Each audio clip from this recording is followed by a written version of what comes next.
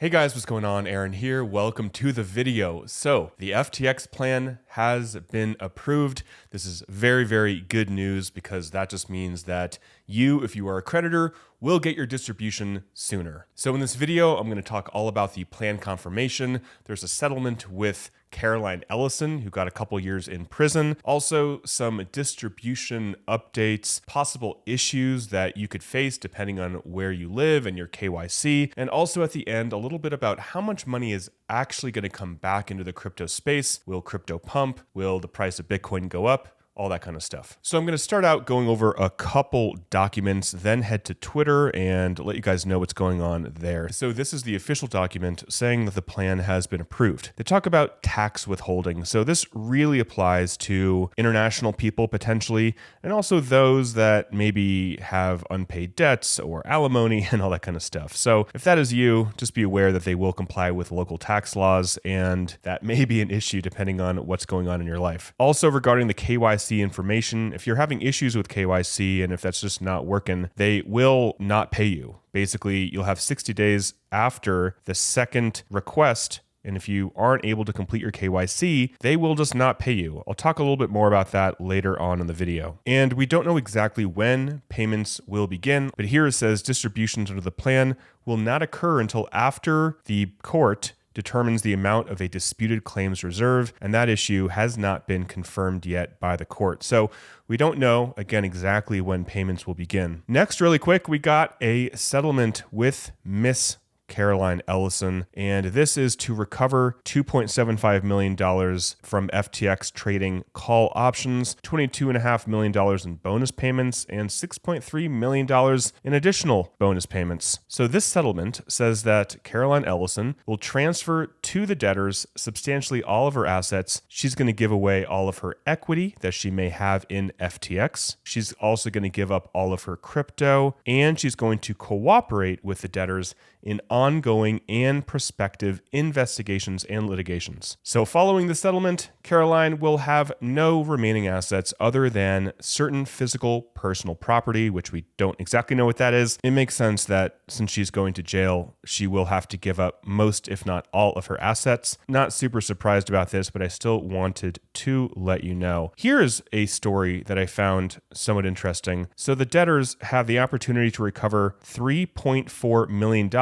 and this settlement relates to the transfer of approximately $60 million by FTX to the Gap entities. Now, Gap is a tax-exempt entity, and it's run by Sam Bankman-Fried's brother. Now, the thing that stood out to me is that $3.4 million is coming back to stakeholders. Now, stakeholders can be creditors, which would be great. I hope that money comes back to creditors, but it can also include bondholders, employees, suppliers, customers, and shareholders, which is interesting. So I don't like the idea that money coming back into the estate could potentially go back to shareholders. I would love all of that money, all of this money to go to actual customers. And here's another weird one that came in through the docket before I get to more interesting information. The state governmental claims are moving from a class 10B to another class 6A, which is general unsecured claims. Now, this probably won't have any effect on what customers get paid out, but I just think it's really interesting that the plan is confirmed, everyone voted, and they are literally changing the class of certain claimants and changing how they are treated. I just find that interesting that the bankruptcy laws allow this. So next, taking a look at a couple updates from the confirmation hearing. The first coming from Louis. He says that they are moving away potentially from stablecoin distributions.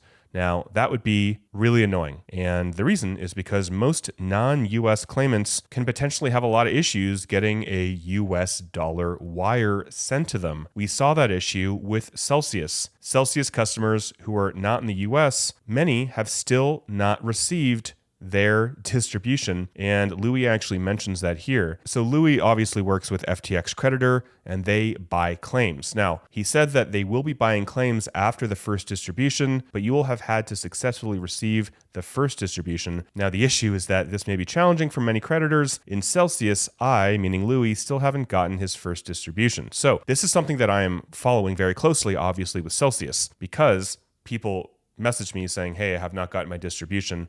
And many thousands of people have not gotten their distribution.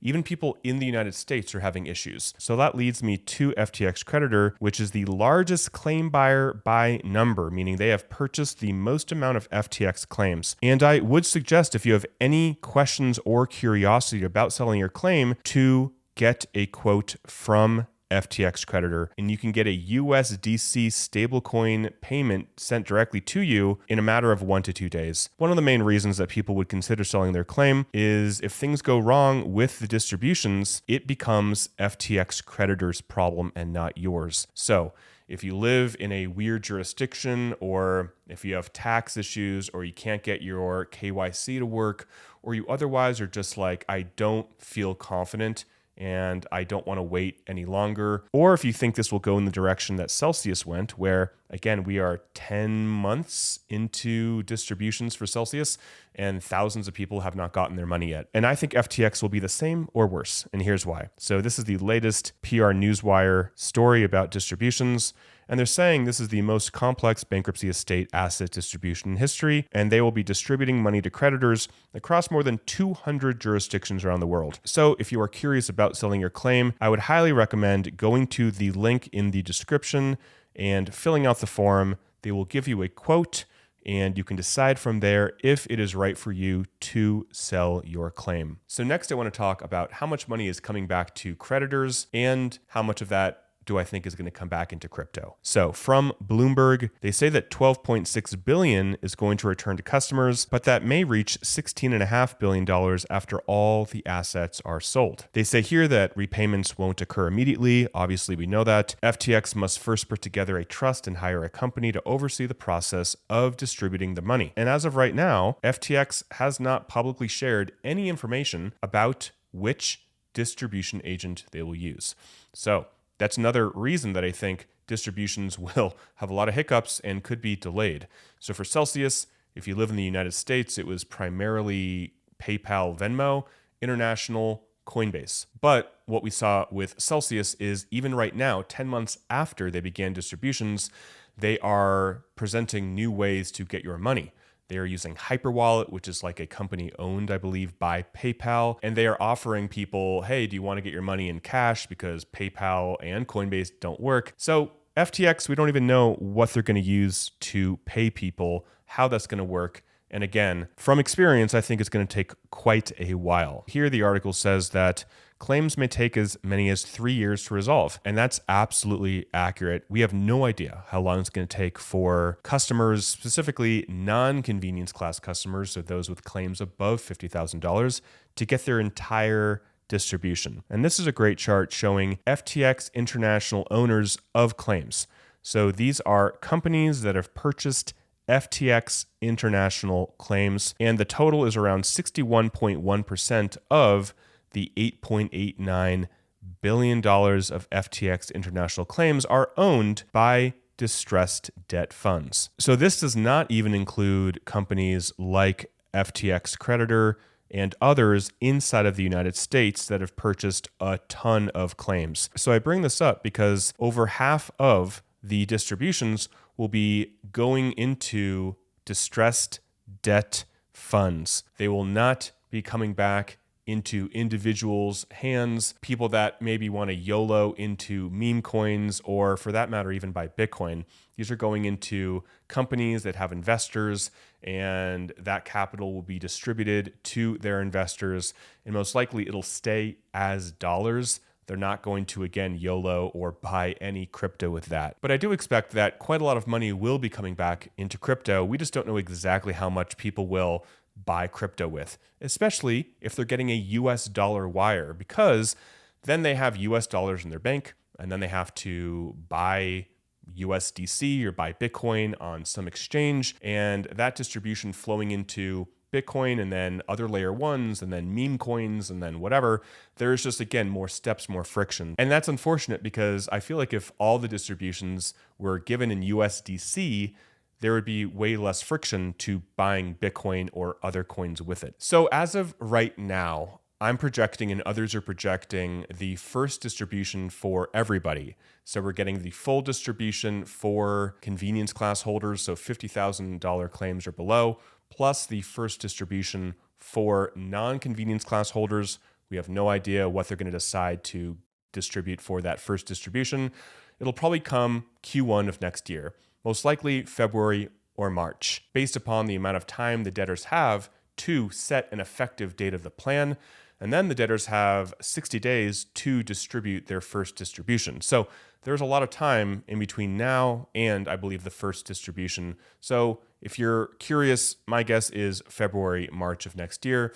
It'd be nice if it was January, but most likely it won't, just based on what I think is going to happen. So guys, that is it for the video. Good news. Again, I'm glad that the plan was confirmed. A lot of people had objections regarding property rights and FTT and all sorts of complaints, right? But at the end of the day, most people held USDC or cash, which is pretty interesting. So people that held USDC or cash are doing incredibly well. People that held Solana are getting absolutely wrecked. People that held Bitcoin are still getting wrecked, but it just depends on which level of wrecked you are going to get. If you just held Solana in your FTX account, yeah, you're getting destroyed. If you held Solana and then the majority of USDC, you're actually going to do pretty well because, again, they're getting 119 or 145, 149%. So guys, that is it for the video. Again, I'll leave the link to FTX Creditor below. If you have any questions or you're curious about what they would offer you for your claim, I highly recommend getting a quote. And you can do so online. They'll reach out to you immediately. And then if you want to accept it, within 1 to 2 days, they will send you USDC. Take that money, invest it into crypto, do whatever you want with it. But that is money that you can have now rather than dealing with the distribution issues that I assume will come because based on Celsius, any tax issues, any issues that would come if you're international receiving a USD wire. You can just get your distribution now, be on your merry way, and unsubscribe from my station if that's what you want to do. So I hope you all are doing well. Till next time, guys, talk to you soon, and bye for now.